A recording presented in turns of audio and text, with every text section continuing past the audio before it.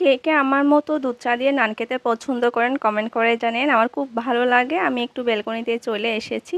খুব গরম লাগতেছে, তবু যদিও বা একটু ব্যালকনিতে বাতাস আছে, কিন্তু সূর্যটা দেখেন কি পরিমাণ তাপ দিচ্ছে। মনে হচ্ছে যেন আমি নিজেই হচ্ছে যদি হতাম তাহলে সত্যিই হয়ে যেতাম এই অবস্থা। খুবই প্রচুর গরম। এই গরমের জন্য হচ্ছে একটু টক খাওয়া যায় তাইলে ভালো। ফ্রিজে একটু আম ছিল, এটাকে কুচি করে নিয়েছি একটু, যাতে খেলে মাথা ব্যথাটা মাথা ধরাটা কমে। আমি বাইর হওয়ার জন্য রেডি হচ্ছি।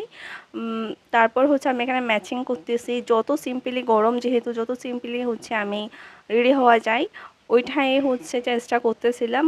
মানে যেগুলো অ্যাজ ইউজুয়াল পরি ওই রকম জামা থেকে একটা টপস আর হচ্ছে এখানে ম্যাচিং করে ট্রাই করতেছিলাম আসলে কোনটার সাথে কোনটা পরবো। ম্যাচিং হচ্ছিল না, তবুও চেষ্টা করতেছিলাম কোনো রকমভাবে যদি ম্যাচিং করা যায়। বিশেষ বিশেষ করে হচ্ছে এই বইটা ওকে দেওয়ার জন্যই হচ্ছে আমি বের হব। বইটা আসলে ও এসে নিয়ে নিতে পারতো, কিন্তু কথা হচ্ছে আমি নিয়ে রেখেছি, ও আমার জন্য হচ্ছে আম এনেছে। আর হচ্ছে বইটা কেন নিয়ে রেখেছি সেটা বলি, বইটা নিয়ে রাখলে আমারই সুবিধা, আমি কিছু কমিশন টমিশন নিতে পারি। বইয়ের দাম যদি 100 টাকা বা 150 টাকা হয় তাহলে আমি আরেকটু সেটা হচ্ছে 200 টাকা হয়ে যায়, ফিগার রাউন্ডে হয়ে যায়। এখন আমরা হচ্ছে একটু স্ট্রিট ফুড ট্রাই করতেছি। আমার হচ্ছে স্ট্রিট ফুড খুবই পছন্দের, খুবই পছন্দের, খুবই পছন্দের।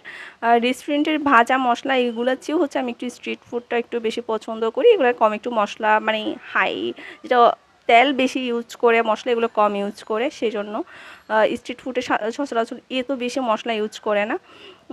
এরপর আমরা হচ্ছে বিপ্লব উদ্যানে চলে এসেছিলাম। তখন হচ্ছে দেখতে খুব সুন্দর লাগতেছিল, এই আলুগুলো চারদিকে সোডিয়াম লাইটের ভরপুর, খুব এত এত সুন্দর লাগতেছিল বলার বাইরে। সেজন্য কয়েকটা ক্লিপস নিয়ে রাখতেছিলাম। এরপর আমার সময় শেষ, এবার হচ্ছে বাড়ির পথ ধরার পালা। Bye bye.